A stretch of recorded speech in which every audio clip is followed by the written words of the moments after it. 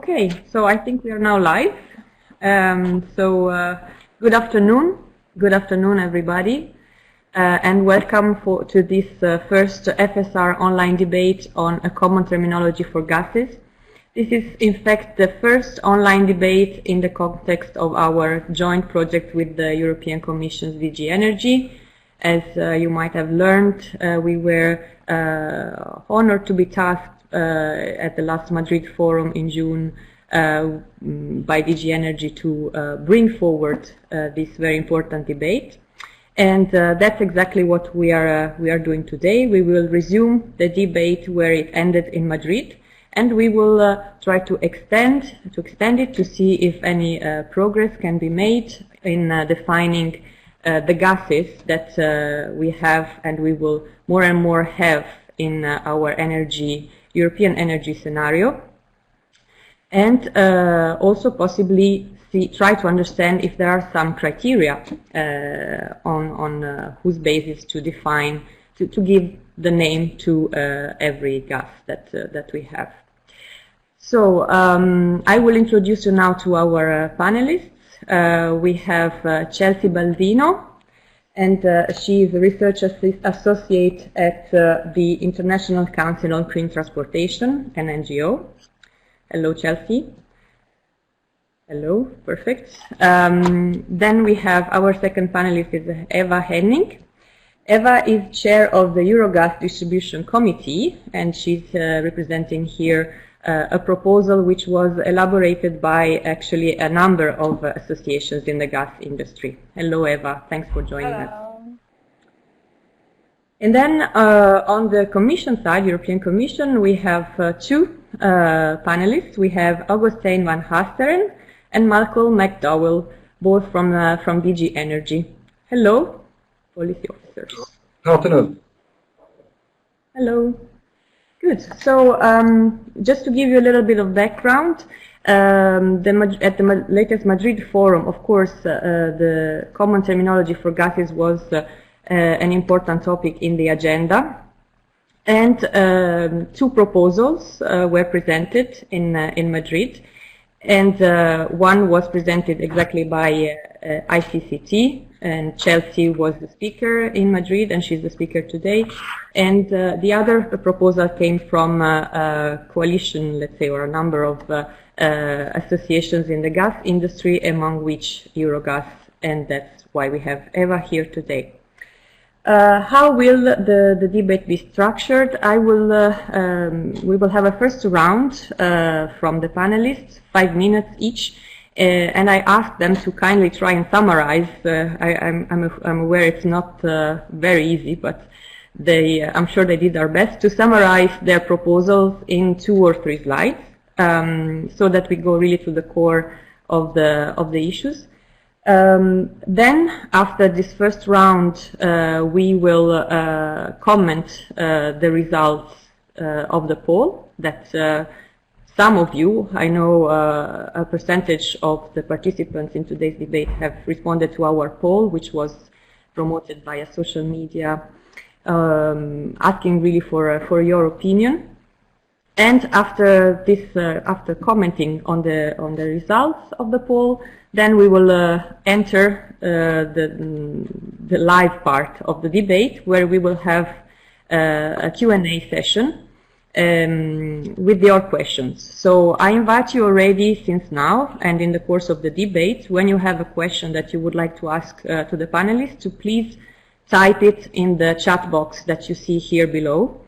And of course, you are so many that I cannot promise that we will have time to reply to all the questions, but I'm sure that some of them will probably can be grouped so that we cover at least the most interesting points for the audience. Okay, this said, I think it's enough from me, and I can already give the floor to Chelsea for her presentation. Can you hear me pretty well? Okay. So are you going to click the slide, or should I? Okay. So you can go. So I work for the International Council on Clean Transportation, And we, as Ilaria said, are an independent research organization that focuses on reducing greenhouse gas emissions from the transportation sector by providing technical analyses to policymakers. And I'm just presenting here a simplified version of a table that I presented at the Madrid Forum, and that's also available on our website.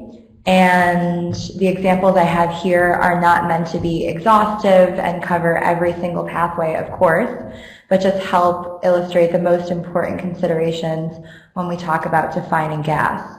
So most gas pathways can be classified as high, low, or greenhouse gas neutral, which I have as categories at the top here. And their greenhouse gas intensity is going to depend on how they are implemented, exactly what feedstocks they use, and how efficient the processes are to produce the gases. And a gas should be defined using life cycle accounting in order to take all these considerations into the definition. So the most important point to take away from that first row with the fossil pathway would be that to be categorized as low greenhouse gas, there needs to be carbon capture and storage, that is CCS for short. And this could include, for example, all the greenhouse gases from combusting that gas, as well as the upstream supply chain emissions. And in addition, the captured carbon could only be considered fully sequestered if the operator would ensure a high degree of permanence and low risk for the sequestration site over millennia. And from our research, we don't have a clear picture of the potential for CCS into the future, particularly the efficacy of long-term storage over millennia. So we're the commission to consider a fossil gas pathway as contributing to decarbonization or as actually being feasibly defined as greenhouse gas neutral. They would need to be very careful about assuming that these kinds of pathways are actually feasible. And then in the second row, we have renewable gas. So we see, as I mentioned in Madrid, you can have a renewable feedstock, but it might not necessarily make a low greenhouse gas pathway. So the example that I provide here is producing biomethane. If you produce that from a high land use change feedstock, such as a crop-based feedstock, that might fall into the high greenhouse gas category. And then on the right, you can see a case where electrolysis is used to produce hydrogen, for example, and the source of electricity in this case would play a large role in determining its greenhouse gas definition. So if hydrogen or synthetic methane are produced using additional or excess zero greenhouse gas electricity, such as from wind or solar, it is a renewable greenhouse gas neutral pathway. But in contrast, if a gas is produced using fossil-derived electricity, then it would be in the high greenhouse gas category on the upper left in the fossil gas pathway row. So just to re-emphasize the importance of additionality for electricity, it's really important that the electricity is not taking place, like displacing current use of electricity. So without this safeguard in place, the electrolysis process could generate indirect emissions because the diverted renewable energy would actually be replaced with fossil-derived electricity. And this could greatly increase the total greenhouse gas emissions attributable to that pathway. So for the sake of time, I'll just leave you with the summary of what I also presented in Madrid. So these are the most important points from that presentation, and I'll just point out the fourth bullet, which is regarding carbon capture and utilization. So on the previous slide I was talking about storage, but in the case that waste CO2, for example, from a fossil fuel power plant or flue gas from a steel mill would be utilized for synthetic hydrogen or methane production, policymakers would need to ensure that the credit for the CCU is not double counted in different policies, or within the same policy. So it's common practice in life cycle analysis to attribute the climate benefit of using that CO2 on the product side, so like the fuel producer or the gas producer, such as in the production of synthetic methane or hydrogen. And in that case, you ensure that the CCU would not count towards reducing the climate impacts of burning natural gas or coal, and that you wouldn't be crediting, say, that coal-fired power plant. And that's it. Thank you. Thank you very much, Chelsea. Really, 1 second. You were perfectly in the time, in the 5 minutes. Thank you very much. So Eva, please, the floor is to you now. Thank you very much. I will continue. So I will represent the association that also did the presentation at the Madrid Forum. Can you hear me? Is that okay? Okay. Which was SEDEC, EBA, NSOC, Eurogas, GEOD, GIE, and Hydrogen Europe. And the first slide I would like to present is the slide that we did for Madrid. We came from a similar thought as Chelsea has presented, but starting with the renewable gases, we took the renewable gases as they are, because they're very detailed, defined in the renewable directive. When you look at the annexes, which give you all the details on the different kinds of renewable gas productions. What we tried to show here, what kind of different processes you can have. This was also to increase the understanding of where do the gases come from. So of course we have the biomethane from the different productions. We have the renewable hydrogen, and we also have synthetic gas, which is hydrogen in the combination with CO2 from renewable. The next step was then decarbonized gases, which was probably the biggest task coming also from the Commission. You know that Klaus-Dieter wanted to get rid of the colors, so we tried to find a definition which is ambitious. So when we talk about decarbonized gases, it's very ambitious because we take the existing processes which already are there today, the steam reformers and the ATRs, and we say through the decarbonization process, so with CCS or CCUS, we would decarbonize those gases by 90%. This 90% is relating to a number which was defined by Certify. We took Certify because so many people were part of the Certify process, which has defined 91 gram as state-of-the-art, very, very good plants. And we said, well, decarbonized gases would be minus 90%. And we have the low carbon gases, which would be the 60%. Those gases you also can see in the Certify presentations, which means that you have a partial decarbonization. We also included the new process of pyrolysis. We know that pyrolysis does not need CCS, but pyrolysis will lead to solid carbon. It's another way to produce hydrogen, and we already included because it's a new process. And the last category would be natural. So this was presented at Madrid.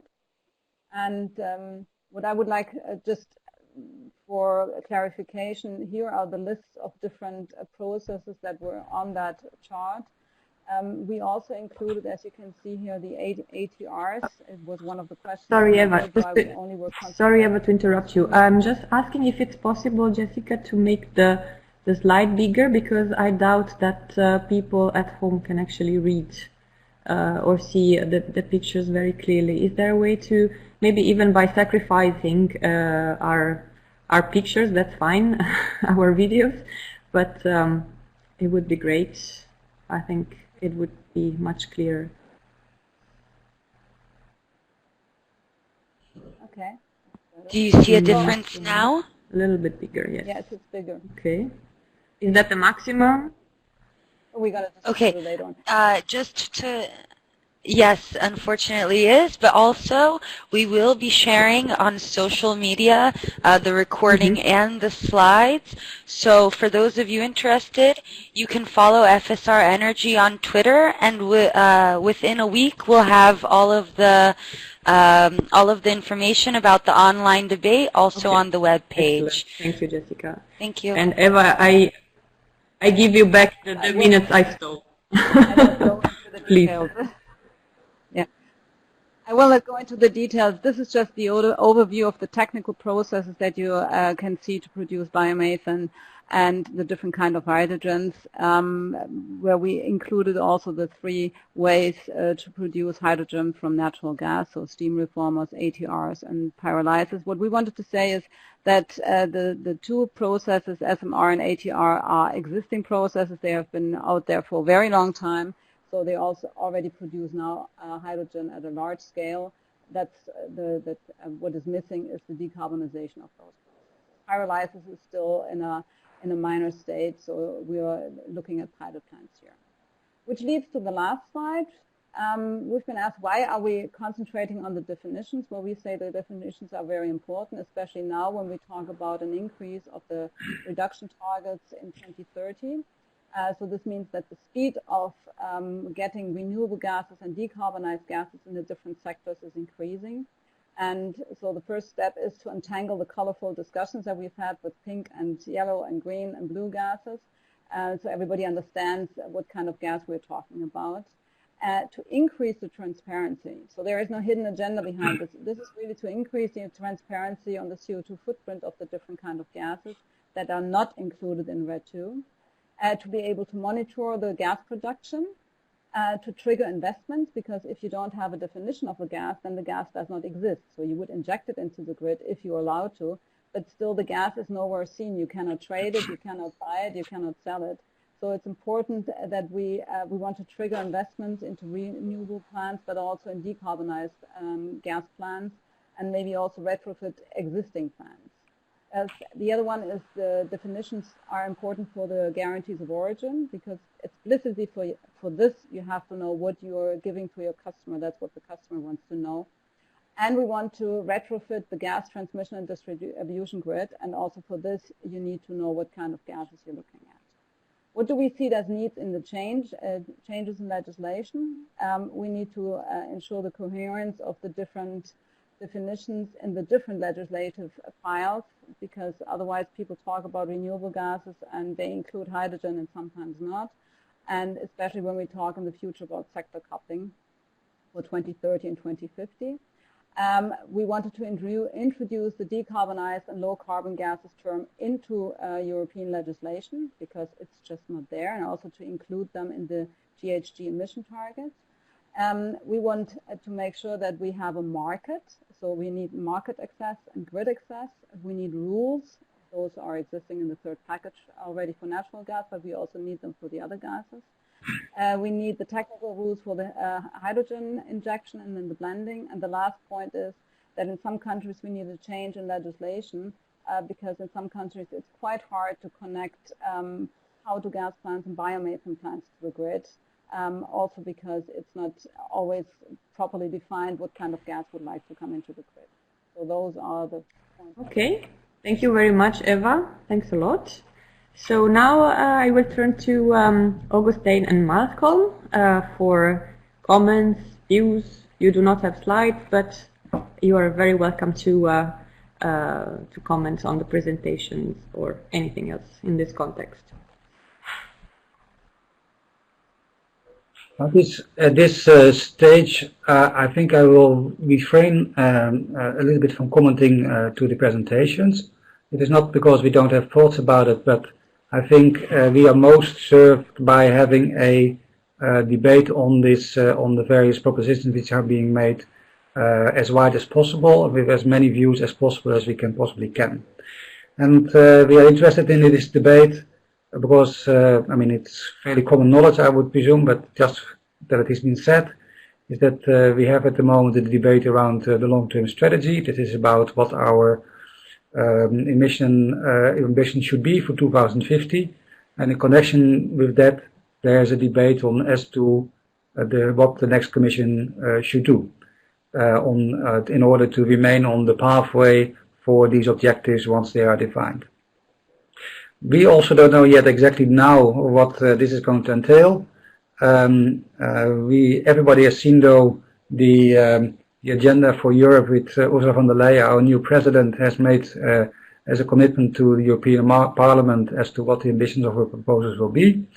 Anybody attentive yesterday knows that some kind of Green Deal, as yet to be defined, will come out of the Commission in the not so distant future. And this means that we need to be ready for a debate around decarbonisation, technology, ambitions, and so on. And nomenclature or categories are really important in this debate because once we start discussing concrete measures, not only should we know what we speak about, but we also have to think about the regulatory impact which this kind of definitions will have. Hypothesis for this moment in time. If we want to target certain measures at certain categories because we think that this is supporting decarbonisation targets, of course we must be very clear. So if I don't want to take a position on the various proposals that we made, but if I have to make a list from that perspective as to what kind of criteria we would use in order to say this is something which we can ultimately use, then evidently it must be something which connects to the overall decarbonisation targets. We don't do categories for, in this context for nothing. They must really also serve the purpose and be meaningful in that context. Clear and non-ambitious, that is self-explanatory, I would say.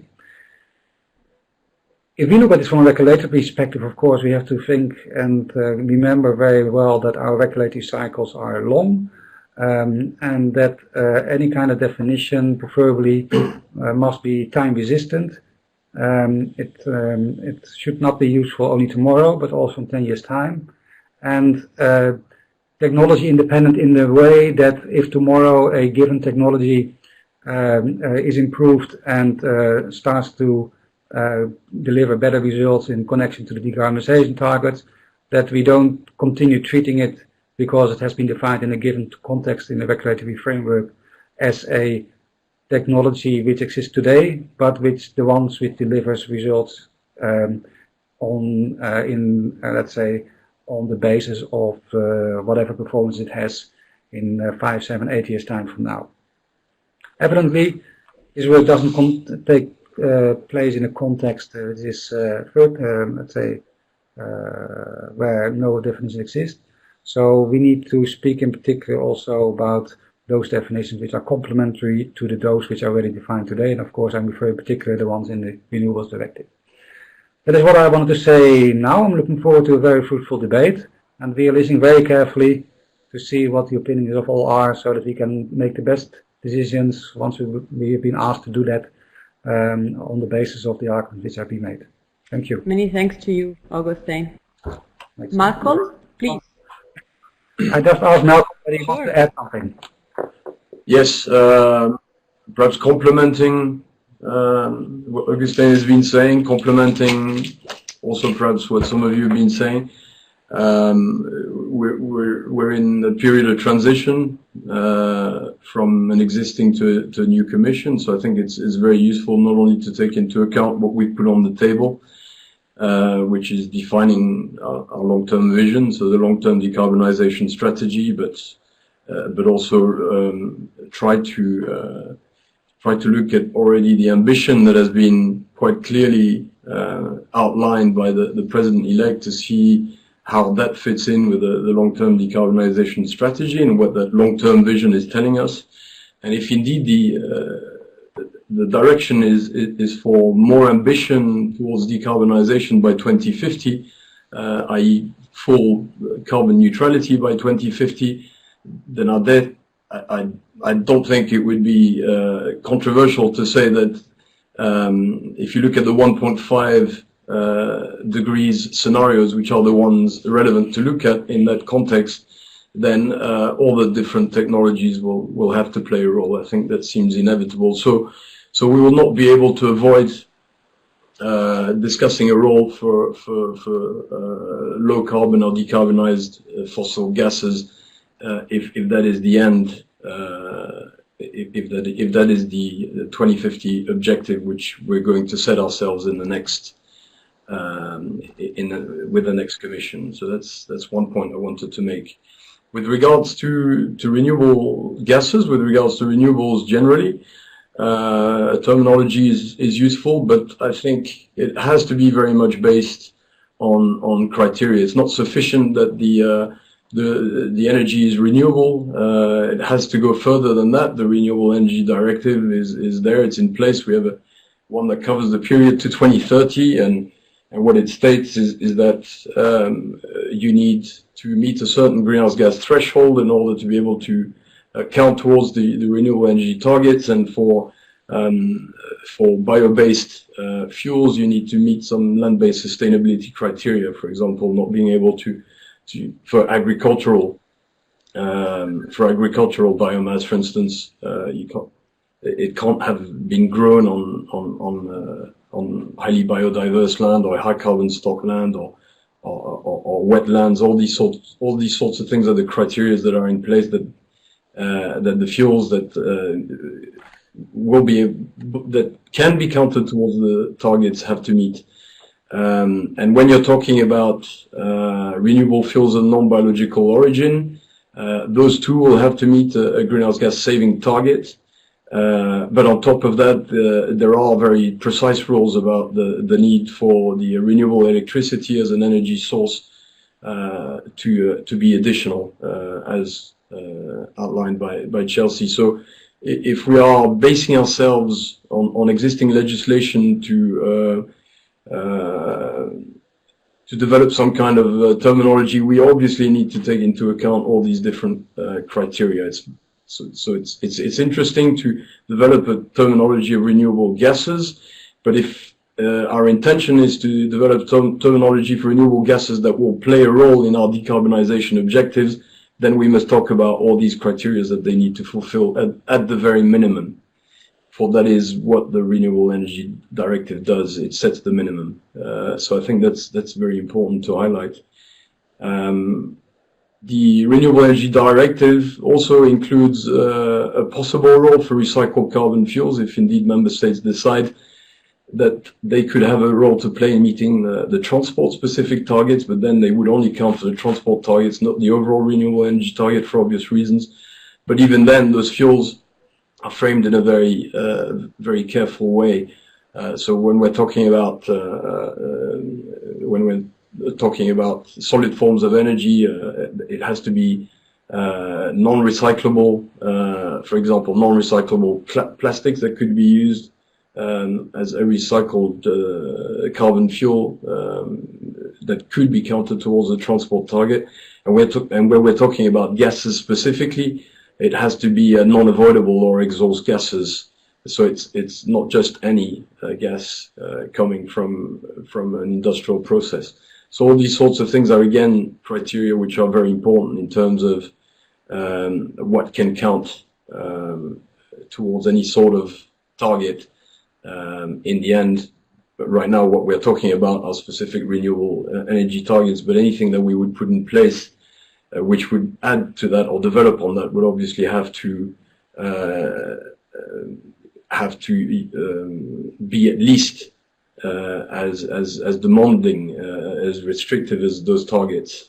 Nothing less would do, I feel like saying. But then again, I'm working in the renewables unit, so I would say that. Anyway, that's all I'm saying. Nothing else to add, but happy for questions. Yes. Excellent. Thank you very much, Malcolm and Augustijn. Indeed, it seems that the audience is getting very, very interested and wants to join the discussion. But before then, maybe we can have a quick look to the results of the poll that we have organized in view of this online debate. So I will just go quickly through them. First of all, just for your information, we had 133 registered participants for this online debate, which is almost a record for FSR, and 43 people voted in the poll. So the results are based out of 43 votes. So the question number one was basically reminding what the Renewables Directive says, that only biogas, biomethane and synthetic gas from organic origin are currently considered renewable energy. And we asked whether this is a satisfactory definition or whether we should not go beyond the current definition. So it seems that the big majority voted for no, it's not satisfactory, which means that maybe we should take a closer look to the current regulation and try to improve it somehow. So 61%. Yes? Can I interrupt you on that? I think the question is a little bit confusing. I hope the people, when they've answered, understood it, but I for one, don't understand the question. It's on purpose. It's confusing on purpose, Mark. Also the others. No, I know what you mean. It can be either way. It can be not satisfactory because it covers too much or too little. That's probably what you wanted to say, is it? I think the people that responded no perhaps might have thought that we can't only depend on renewable gases. There is a role for non-renewable gases too. Okay. Unfortunately, the connection. I don't think they're saying that the renewable directive has missed out some renewable gases. I hope we are not losing Augustijn and Marco. Can you hear me, Chelsea and Eva? Yes, yes. Okay, I think I lost. Yes, Ilaria, the connection seems okay. Okay, right. I think I had lost you for a few seconds, but never mind. I will just go ahead because time is running. So the results of survey number 2 is specifically on hydrogen. And again, basically, we asked whether what is the most important characteristic to take into account when trying to define the low carbon feature of hydrogen. So whether it's the source of production, or if it's rather the process through which it is produced, or the final product and its use. So again, we deliberately left quite some space for reflection and imagination and possible answers. And in general, the first, let's say the most voted option is that production source appears as the most important one in defining hydrogen when we classify it. Third question, specifically on CCS and CCU technology, we know that it's one of the key points being debated in the renewable gases debate. Again, there was also a little typo, so apologies for that, but I hope it was understandable. We meant to understand whether what the role of CCS, CCU in the process of producing renewable gases is or can be, and how much it has a weight on the final definition of green gases, renewable gases. So it seems that for most of the voters, gas produced with this technology is acceptable, but only if there is a clear, if it's clearly stated what the benefits are in terms of GHG emissions reduction. There was a striking majority voting for this option.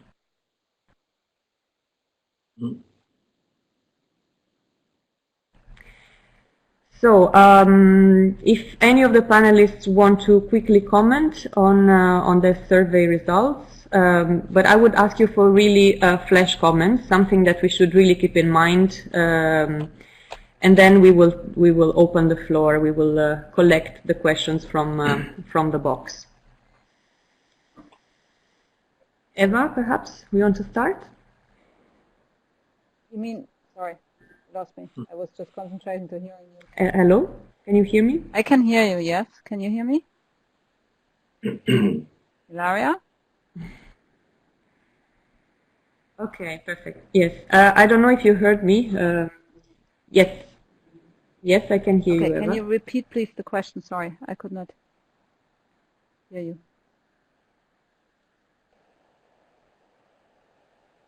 Yes, I asked for just a quick comment, flash comment on the results of the survey, if you have any, just something we should keep in mind, so not a deep comment, because I would then like to open the floor to questions from the audience.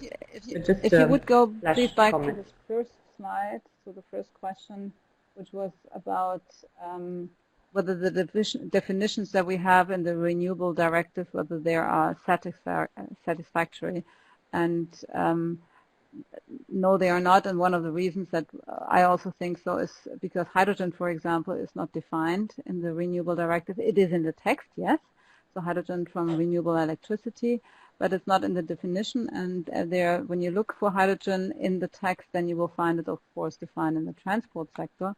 But it's I'm very often asked, why is hydrogen not in the definitions? That means you are not allowed to use it. And maybe it's just a clarification, but people think it's something which is not defined and the text is not there. It might sound a bit strange, but it's how people sometimes think. Yeah. No, it is a directive. A directive, I don't think seeks to mention absolutely everything. It seems to make sure that that the things which need to be interpreted in a certain way are very clearly defined, and it doesn't seek to necessarily determine exactly everything about the policies that the member states can put in place. So if it's been defined very, very carefully and very strictly to meet, for example, for the transport target, it's because we've had the transport target for a while now, and we've had biofuels playing a role in decarbonizing transport since the beginning of the Renewable Energy Directive, and there was a need to ensure that a certain policy was followed, one that moved away from food and feed-based biofuels towards more waste and residue-based ones, and to ensure that sustainability criteria was very carefully defined in the transport sector. But if you're comparing, for example, to the heating and cooling sector, we've only just arrived for the first time at a new indicative target for heating and cooling, the Renewable Energy Directive, whereas before there was none. And the measures have yet to be put in place. And there, member states have been given quite a lot of flexibility in terms of the measures that they can use to meet that heating and cooling target. So more will be revealed in time when member states are implementing the Renewable Energy Directive, when it comes, for instance, to means of fulfilling that heating and cooling target. But nothing in it more importantly than anything else, because the industry is always saying we get worried when things are not mentioned, but more importantly, you need to ensure that there is nothing which is prohibitive, I guess is perhaps more important. And there I don't see text in the Renewable Energy Directive that prevents gases from renewable gases or decarbonized gases not in the Renewable Energy Directive. Sorry, with the exception of recycled carbon fuels, but renewable gases, there's nothing that prevents renewable gases from playing a role in the heating and cooling target.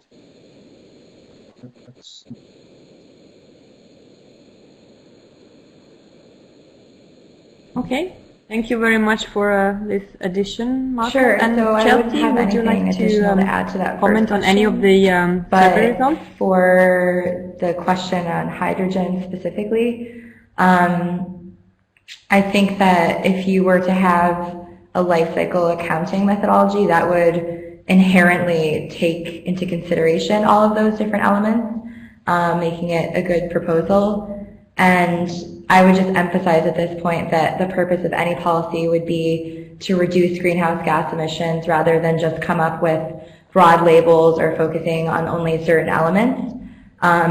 So the primary metric for the policy should be the carbon intensity based on the energy content of a gas. And then regarding the carbon capture and storage and CCU question, I would agree then with the audience that you could, in theory, find CCS to be acceptable, but there would need to be further research and additional standards potentially for ensuring true benefits from that. And I'll also just point out from the Eurogas presentation, they seem to group CCU and CCS together. These are two very different ideas. If you're simply delaying the emission of greenhouse gases down the line in a CCU scenario, you're not capturing that carbon. So it's really important that we're distinguishing those two ideas.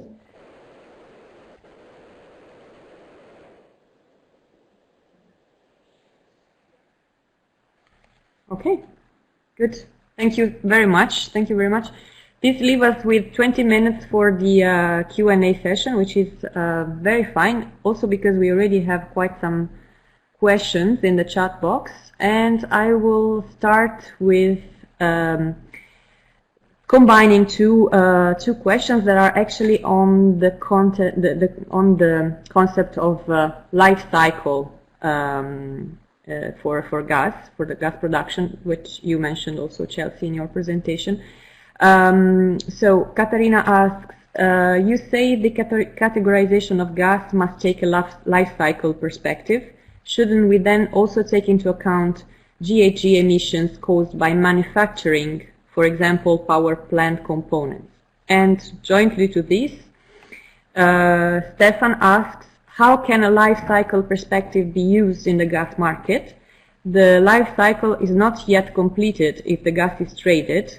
For example, GHG reduction by CCS have not taken place. So to answer your first question, so I suppose Chelsea, generally construction is not included in LCA, and that's because it's a very small component of total life cycle emissions. So I work usually in transport fuels, so we know that in biofuel production, the construction emissions for a biofuel plant would contribute around 0.5 to 1% of total life cycle emissions of a biofuel. And perhaps relevant to bring up, since we are talking a lot about renewable electricity, you could have renewable electricity installations more in the range of 5 to 10%. Compared to a fossil fuel comparator. But even then, among the LCA scientific community, there's some disagreement on whether that should be included, and these kinds of emissions would need to be defined within the scope of an LCA. Regarding your second question, that's a really good point. So if you had a fossil gas pathway that's approved, you would need to consider the end use of that gas and whether you can actually sequester the carbon. So you'd need to consider that, and maybe if in the context of tradability, it would be impossible to certify a fossil-derived gas as low GHG if you can't guarantee what happens to the combusted gas. But when we talk here about the decarbonized gases enter the grid when they are already decarbonized. Okay, so then in that case, if you're just going to the grid, you would not be able to certify a fossil gas pathway as GHG neutral because you don't know what the end use is. Oh, well, yeah, but you could, because if you only inject hydrogen. Sure, for hydrogen, yeah, I'm talking about methane. So yeah, for hydrogen, sure. Well, that's when we talk about decarbonized gases, we talk about hydrogen. So you would certify the process before you inject the hydrogen into the grid, meaning that that's pure hydrogen then, and then anything which is happening afterwards doesn't have, whatever you do with the gas, does not create any CO2. So the process would have to be certified as the one before the hydrogen enters the grid. Of course, the second step, but this is also a topic that we have in the Renewable Directive, is to do the connection between you produce a kind of gas and you have a GHG reduction in comparison of what the customer did before. So did the customer before, did he use natural gas or did he use heating oil, or what kind of energy did he use before? That makes trading a lot harder, because the moment the molecule enters the grid, you don't know yet what the customer will do with it, and we'll have to find a way. Looking at Germany, we had a hard time to make biomethane tradable because we had so many different kinds of it. So we have to find a way to make the decarbonized gases and the renewable gases tradable also across the borders, and that will be a big issue to be able to do this.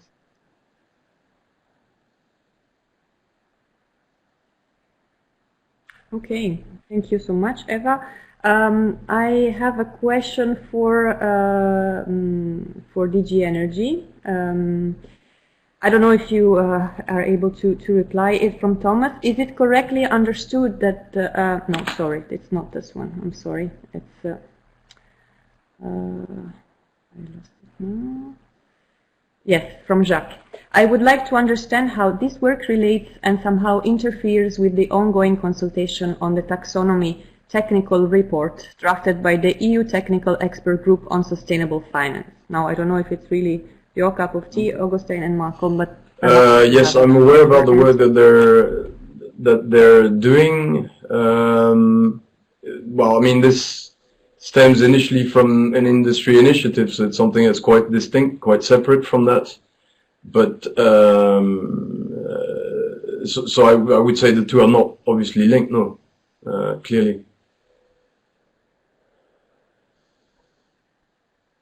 I think maybe I can answer this because, okay. well, when we did the first presentation in Madrid, the taxonomy consultation was not running yet.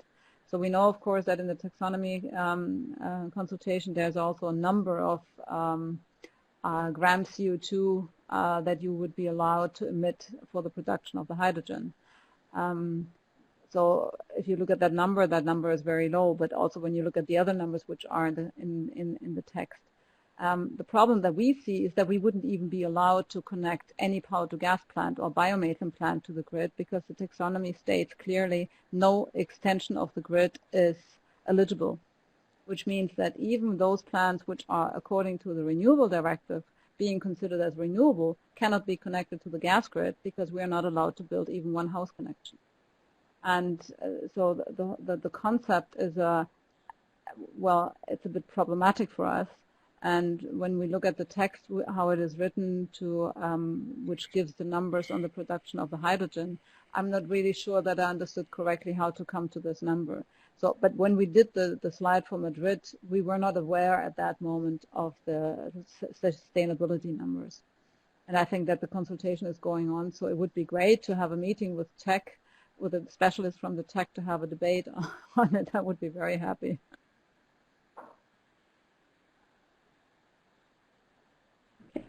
Thank you so much. Great. May I encourage participants to possibly shorten the questions because some of them are extremely long, but I will try.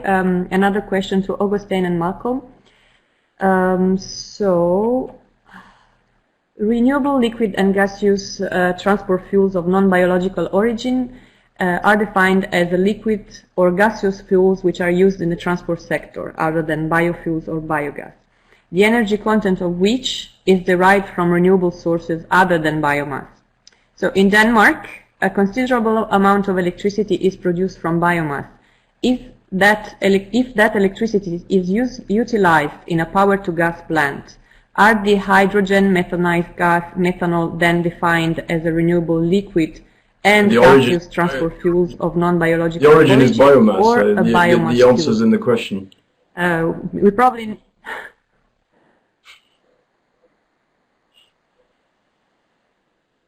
Okay. Very clear. Perfect. Let's go on. So another question for Chelsea. What questions would you need to research to prove the benefit of CCS, I'm sorry, could you considering that it part of the stores question? CO2 indefinitely? Fuzzy. Which questions? Yes, sure. What questions would you need to research? So what are the important elements to understand the benefits, the real benefits of CCS? Considering that it helps storing CO2 the second part for of that question indefinitely. One of the things to definitely look into is how permanent a storage facility is going to be over time. Another important issue that I should bring up here that got brought up several times at the Madrid Forum is leakage. So methane is one of the most potent greenhouse gases. So you really need to think about transporting and, you know, if there's a long pipeline to get to a certain region to store methane, if there's any leakage at all, that could completely deteriorate the quality of a gas that's defined as low greenhouse gas and could make it high greenhouse gas emitting, for example. But I mean, really ensuring the storage over millennia is something that we have yet to see. Okay. Okay, thank you.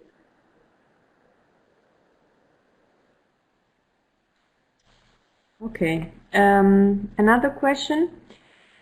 Yes, this is about methane emissions. As you pointed out, it is important to consider also indirect emissions when dealing with gases classification. How should we take into account methane leakages that can be associated with some decarbonized gases production pathways? How is this taken into account in so one both of the reasons your why proposals, Chelsea and Eva? Which is not possible. We didn't say decarbonized gases means minus 100%, because minus 100% is just not possible. There will be leakages. You know that the gas industry, and I mean at all levels, is working heavily on this topic. There are several initiatives of the producers, but also of the TSOs and the DSOs, to make sure that the leakages are as low as they can be, and also that measurements to have clear numbers. But you will have always a bit of a leakage, and that would be then the question of how much it is. Is that the part of the 10% from 90 to 100? But we would have to make sure that they are, of course, very low, because you would have to include them in the footprint calculation. So they're not ignored, if that is meant by the question. They are looked upon and have to be included in the calculation. Yeah, I would just probably echo something similar, that you would need to include methane leakages into the calculation. Just from my own research, there's kind of a mix of values out there. I think the JRC has looked into this a bit already, but you would certainly need to include it in an LCA.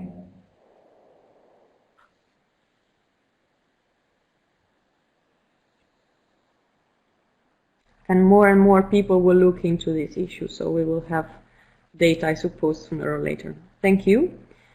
Okay, we are approaching the end of the debate, but I saw just an important comment referring to the question we answered earlier on trading. So we have Wim van Hof. He says you should not mix trading with physical injection and consumption of the gases. These issues are decoupled.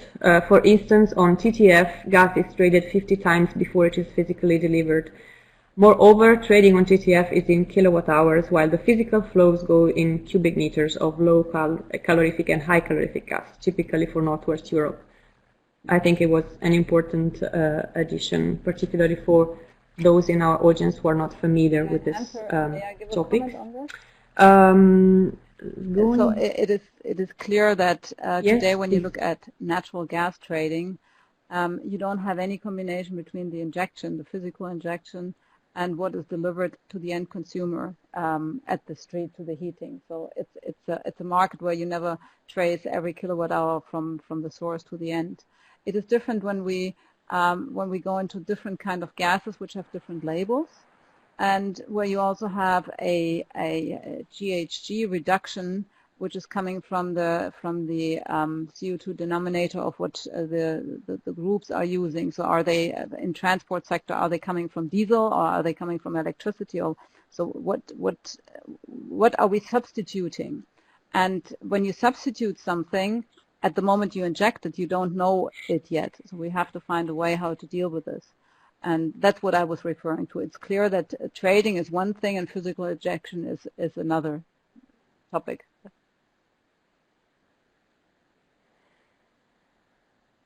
Okay. Thank you. I think I will just read the last question, I'm afraid. It's a quite long one. So, as we all know, electricity produced by electricity storage is not considered renewable, even when the electricity used to feed it is 100% renewable. This is at present the case for example, hydro pump storage or batteries. Considering this precedent, should hydrogen produced by electrolysis using 100% renewable power be considered renewable? And I would stop here because I think it's a quite wide Would you like us to respond to that question? or really a bit rhetorical. I think it's very similar to what I just answered with the coal plant. So it has to do with how you define the scope of an LCA. And of course, we use resources to produce all kinds of energy. And so, you know, you have to define the scope, and you can certainly, like, we're still living on this planet and we're going to need to use resources to do that. So nothing that we do is going to be 100% zero if you define it as the whole world. And to another thing I would add is, again, it's not sufficient to define something as renewable when you have a directive in place which talks about the importance also of additionality, is that renewable electricity from additional production, specifically designed for that end use. There are also issues there's also text in the Renewable Energy Directive about geographical and temporal correlation, which are other criteria that will need to be met, and operators will have to demonstrate evidence that they're meeting that criteria, and it's a delegated act that we're working on going forward. May I add something to this? Because it will be very tough if every electrolyzer can only run with a dedicated windmill that has been personally built just for this electrolyzer, because then it will be very hard to have a market. So if we want to produce hydrogen, renewable hydrogen from electricity, we have to find a way not to have a one-to-one connection. So it's not standing next to next. If you have electricity production which is renewable at the same time, so you produce it at 6 o'clock and you send it to the electrolyzer at 6 o'clock, if we then always have to prove that that kilowatt hour or that electron that we are using is coming from a plant that has been built dedicated to produce hydrogen, that will nearly make it impossible. So I just can ask that we still try to find rules which make it possible to have a trade in the future, because that's what Baldino also said yesterday when he was talking in Munich. He said he doesn't want to have to split all the markets again that we just did after 10 years of third package, to have one European gas market. And if we start having all those little local markets with little power plants, windmills connected to the power to gas plants, it will be very hard to have a European gas market to continue. So it would be great to find ways to do more electricity production then, it's clear, but also to make it possible to produce the hydrogen and inject it. Yeah. Sorry for being a bit not so easy that everything is possible. These are difficult questions to answer, and I guess if they weren't, they possibly would have been decided by the co-legislators there and then, but instead they've decided to give us a bit of time to come up with the solutions to those tough questions.